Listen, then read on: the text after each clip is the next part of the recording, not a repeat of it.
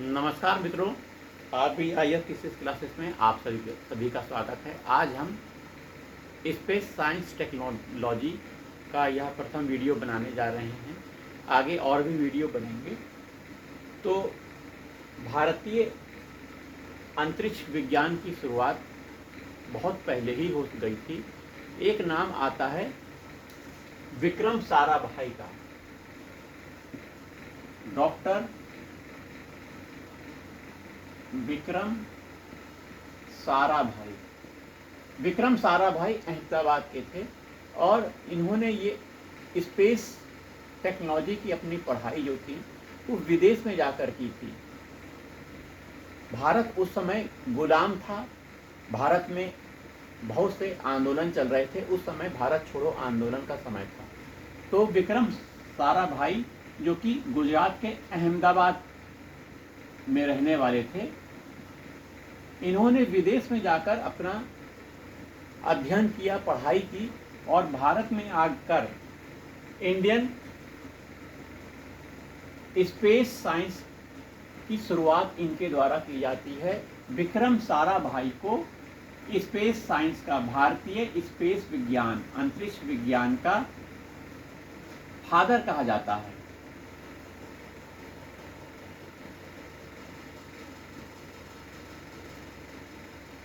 Father of Indian space science कौन कहा जाता है? इसको विक्रम साराभाई को, जो कि अहमदाबाद के थे, गुजरात के अहमदाबाद के थे। उस समय भारत में इतनी अच्छी आर्थिक स्थिति नहीं थी कि अपने स्वयं के संसाधन विकसित किए जाएं। तो जो साउंडिंग रॉकेट भी लॉन्च किए जाते थे वो भी अमेरिका से, रसिया से, फ्रांस से प्राप्त करके ही लॉन्च किए जाते थे। लेकिन धीरे धीरे भारत ने अपने स्वयं के साउंडिंग रॉकेट लॉन्च बनाए और उसको लॉन्च किया। भारत में एक ऐसी जगह है जहां पर दुनिया का सबसे बेस्ट रॉकेट लॉन्चिंग स्टेशन है, जो कि केरल का थिरुवनंतपुरम है। आइए उसके बारे में भी चर्चा करेंगे। सबसे पहले विक्रम साराभाई अहमदाबाद में इन्होंने PRL की स्थापना की। PRL है physical research laboratory. Physical research laboratory की स्थापना अहमदाबाद में विक्रम साराभाई जी द्वारा की जाती है, जो कि भारत के father of Indian space science कहे जाते हैं। वहीं आइए इन्होंने इंडिया का पहला, भारत का पहला क्या, द्रव ईंधन इंजन का निर्माण किया। इस इंजन का नाम क्या है? विकास। ये भारत का पहला द्रव ईंधन इंजन का नाम है, जो कि विक्रम साराभाई जी द्वारा इसका निर्माण किया गया। आइए, भारत में परमाणु ऊर्जा आयोग की स्थापना कब होती है, इसको आप लिख लीजिए। और डिपार्टमेंट ऑफ एटॉमिक एनर्जी कब बनता है, इसरो की स्थापना कब होती है, इसका भी विकास हमें देखना है।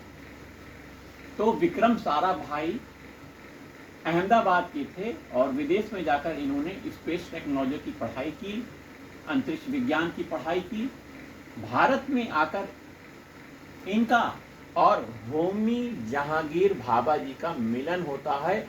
इन दोनों प्रसिद्ध बुद्धिजीवी व्यक्तियों के मिलने से भारत में परमाणु ऊर्जा और अंतरिक्ष विज्ञान में भारत बहुत तेजी से आगे बढ़ा। आइए, सबसे पहले एटॉमिक एनर्जी कमीशन,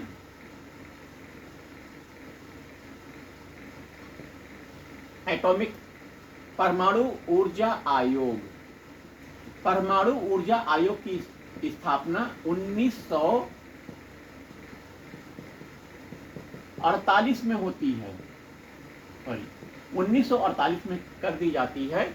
और डिपार्टमेंट ऑफ एटॉमिक एनर्जी,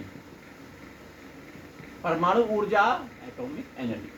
ऊर्जा विभाग, इसकी स्थापना 1954 में की जाती है। इसी परमाणु ऊर्जा विभाग से संबंधित हैं डॉक्टर होमी जहांगीर भाभा जी।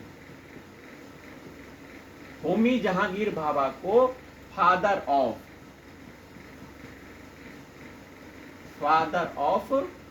इंडियन एटॉमिक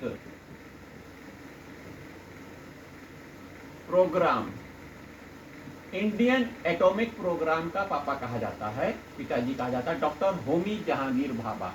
तो भाभा जी और विक्रम साराभाई जी मिलकर भारत में परमाणु ऊर्जा और स्पेस अंतरिक्ष विज्ञान, स्पेस टेक्नोलॉजी को आगे बढ़ाते हैं। देखिए, पैसे का इतना अभाव था कि जो सैटेलाइट साउंडिंग रॉकेट प्राप्त किए जाते थे उसको साइकिल के कैरियर में लाद के लाया जाता है, फिर उसका लॉन्च किया जाता है।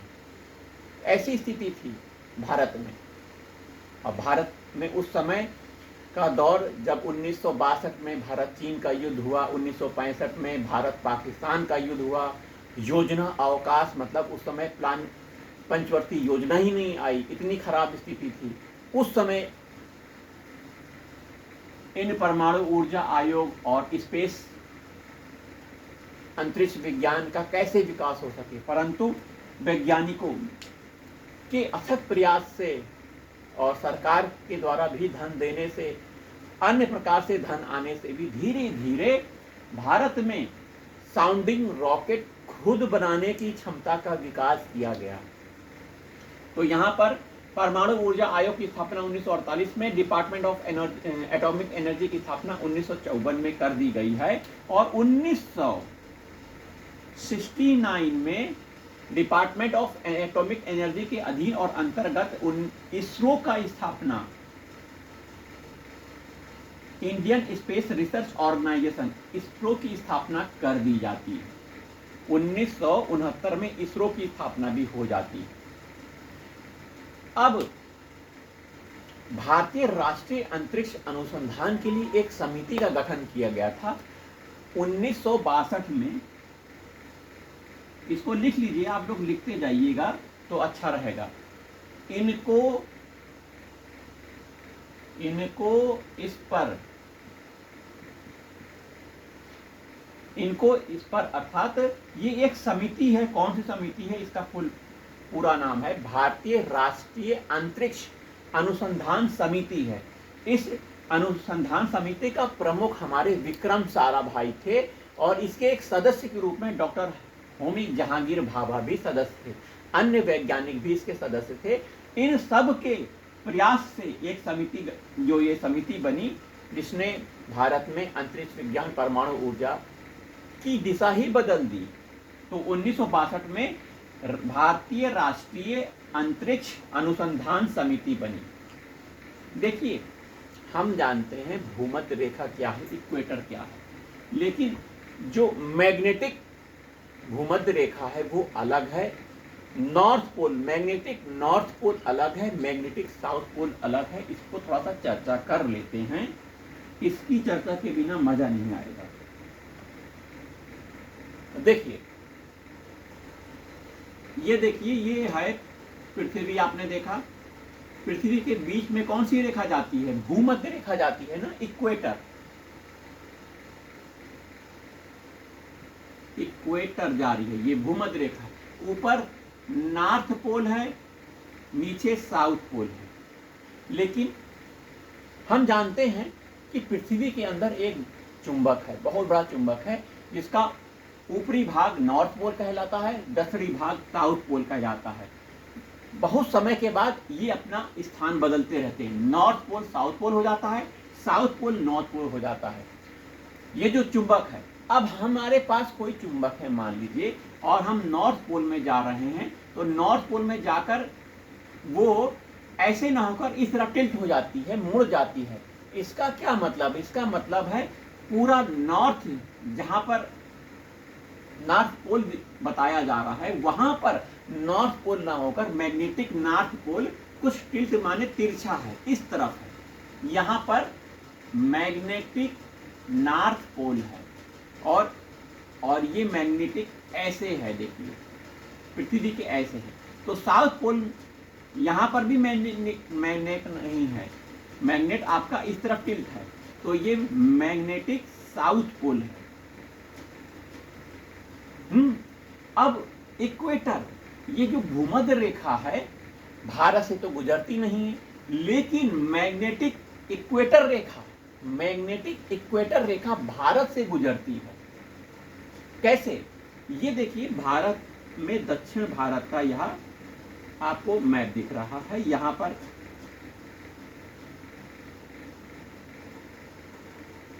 थिरुवनंतपुरम पड़ता है, यहीं पर थिरुवनंतपुरम पड़ता है। थुम्बा केरला में है। केरला में यहां पे इस तरफ केरला में थिरुवनंतपुरम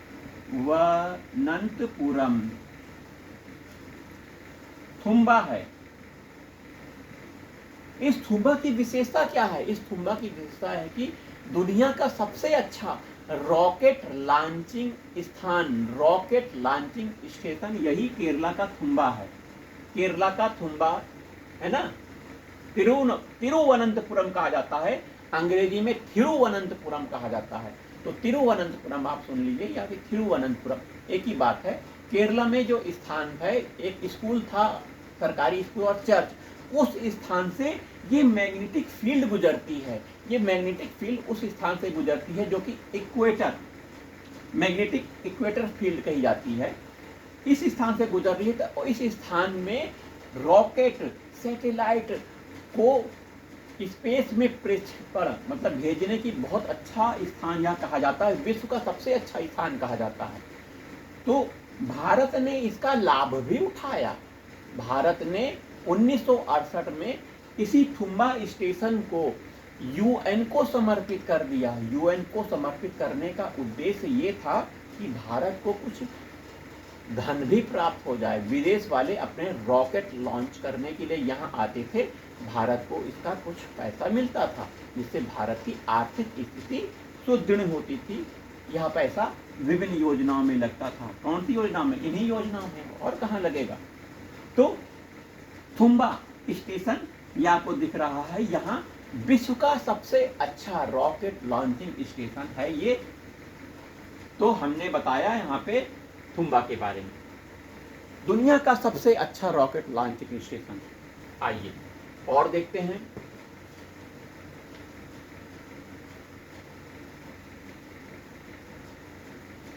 थुम्बा को क्या कहा जाता है? टर्ल कहा जाता है। टर्ल, टर्ल का मतलब TERLS, Thumba equatorial rocket launching station. ये देखिए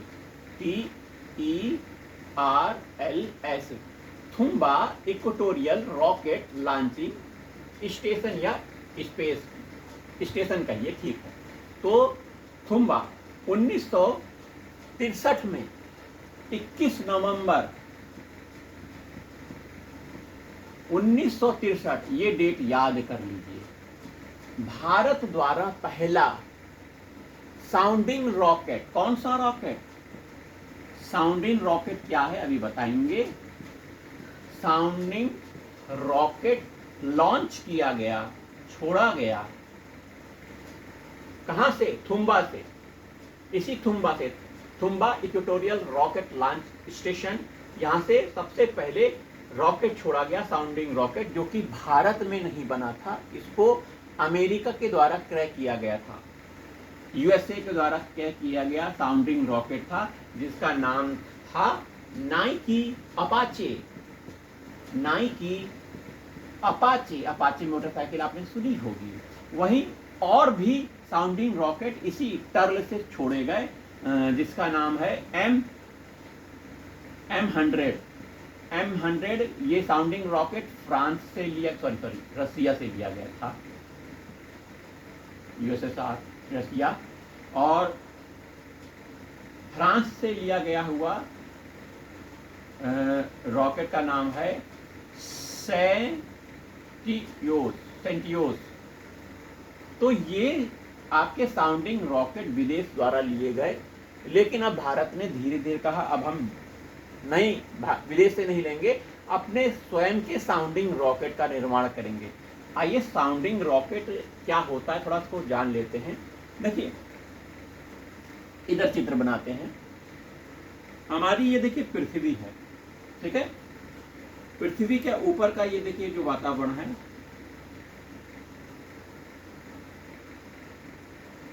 ठीक है। पृथ्वी के जमीन से 300 किलोमीटर तक, लगभग 300 किलोमीटर तक जो रॉकेट छोड़े जाते हैं वो साउंडिंग रॉकेट होते हैं। 300 किलोमीटर तक जो रॉकेट छोड़े जाते हैं वो साउंडिंग रॉकेट होते हैं। ऐसे रॉकेट का उद्देश्य, छोड़ने का क्या उद्देश्य है, कुछ उद्देश्य तो होगा। उसका उद्देश्य है अध्ययन करना। किसका अध्ययन करना? तापमान का अध्ययन करना, प्रदूषण का अध्ययन करना, आर्द्रता का अध्ययन करना, इन सब के अध्ययन, स्टडी के लिए साउंडिंग रॉकेट छोड़े जाते हैं। अब देखिए पृथ्वी के जमीन से लेकर 4000 किलोमीटर तक, 4000 किलोमीटर तक जो रॉकेट छोड़े जाते हैं वो सैटेलाइट होते हैं।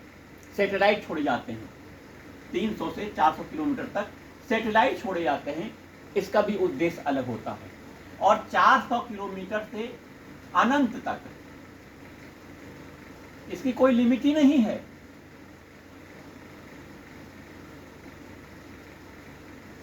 तो इसे कहा जाता है डीप स्पेस। 400 किलोमीटर तक क्या छोड़ा गया? सैटेलाइट। सैटेलाइट। इसमें क्या छोड़ा गया? Sounding rocket. और इसमें क्या क्या छोड़ा जाता है? इसमें मिशन जाता है। जैसे कौन सा मिशन? चंद्रयान मिशन।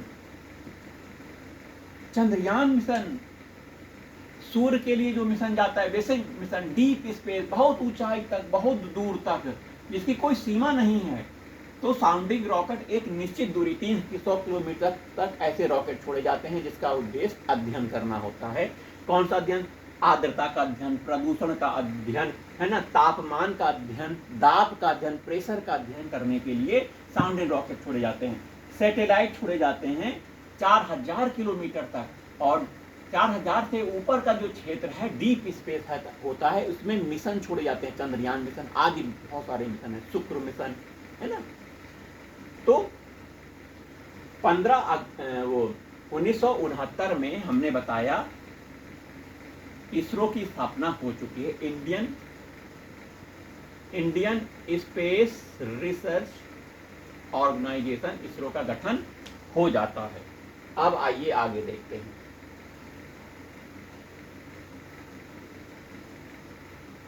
तो भारत विदेशों से साउंडिंग रॉकेट ले रहा है, अमेरिका से ले रहा है ना,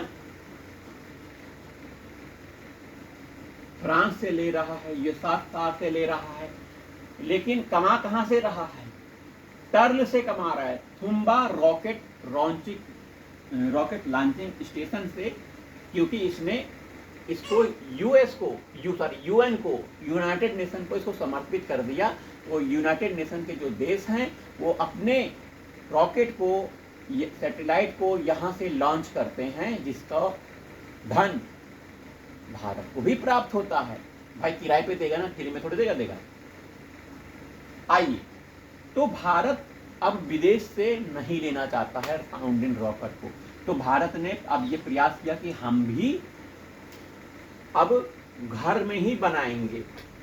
तो 1975 में एक कार्यक्रम चालू किया गया था। RSRP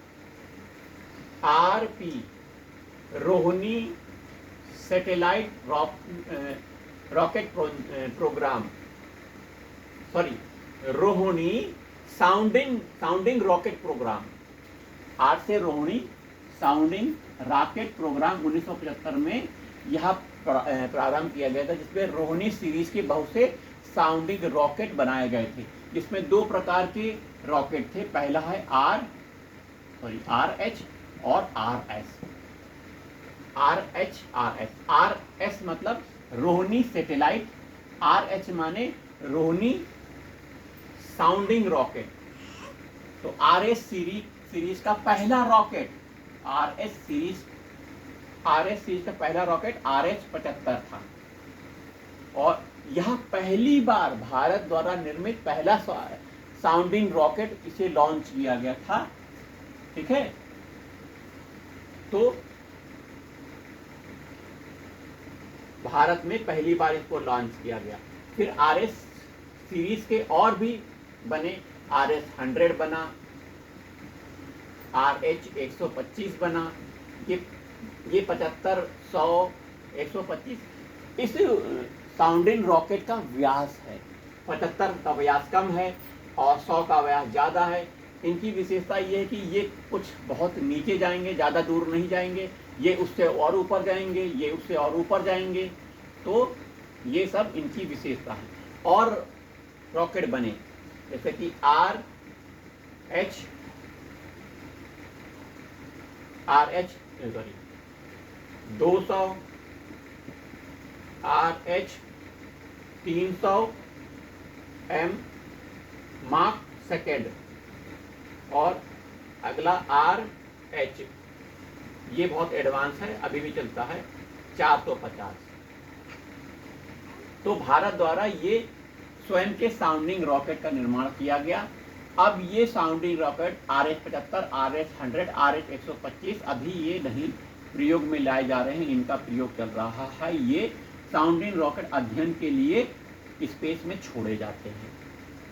ठीक है, और कहाँ से छोड़े जाते हैं? यही टर्ल से, थुम्बा रॉकेट लॉन्चिंग स्टेशन से, या फिर आप देखेंगे इधर एक आंध्र प्रदेश में एक जगह है SDSR, Satish Dhawan space research centre, वहाँ पर है। सतीश धवन श्रीहरिकोटा आंध्र प्रदेश में है। SDSC यहाँ से भी छोड़ा जाता है। ये देखिए यहाँ पे एक स्थान है SDSC Satish Dhawan space centre, यहाँ से भी रॉकेट का लॉन्च किया जाता है। तो भारत ने अब स्वयं के अपने साउंडिंग रॉकेट का निर्माण कर लिया और इसका प्रक्षेपण भी किया गया है। तो ये जो साउंडिंग रॉकेट हैं ये जा रहे हैं और अध्ययन कर रहे हैं। जैसे कि RH-450 ये काफ़ी ऊंचाई तक जाकर अध्ययन करता है।